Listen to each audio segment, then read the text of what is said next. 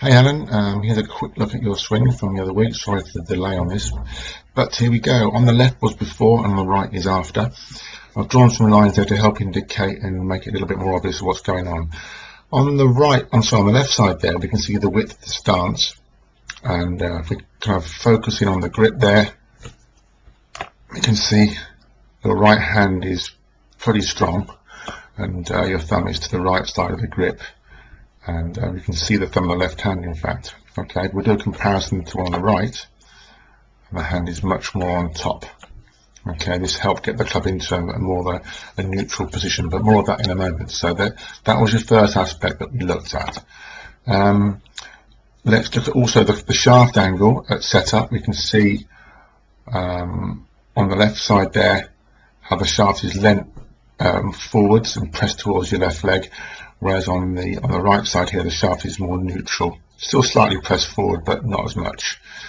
Okay, let's take the swing in. I've indicated the position of your head, and we really talked about the sway and the movement off the centre of your golf swing, because it's that really helps the strike on the golf ball.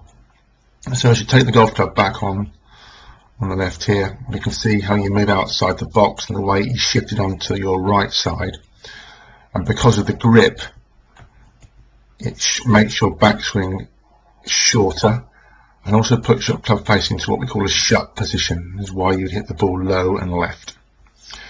On the right hand side, because of the change of grip, and I asked you to keep your weight on your left side, you can just look at the length of the swing now is massively increased.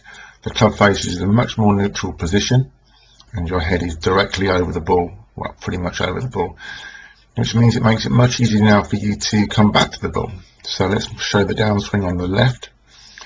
As you came down, you actually moved more to your right and actually fell backwards, and of course then the golf swing is moving on an upward or a shallow approach angle and hitting on the up of the ball, or more like a kind of a driver position, if you like. So you kind of hit the ball thin and didn't get to the bottom of the golf ball.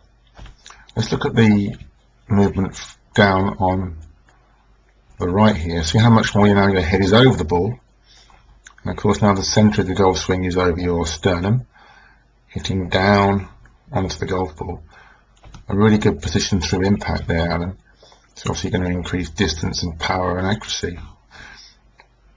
Let's take both swings through to the finish. You can see how the weight is shifting onto your left side on the right hand side here. It's just perfect. And on the left the weight is still fully back behind the red lines. Nice finish on the right hand side. Let's play the one on the left at full speed. A quite jabby swing falling backwards. On the right hand side here, a flowing golf swing through the golf ball. I'll play a little bit slower for you. Quite rhythmic. Let's look at the one on the left again to show what we don't want.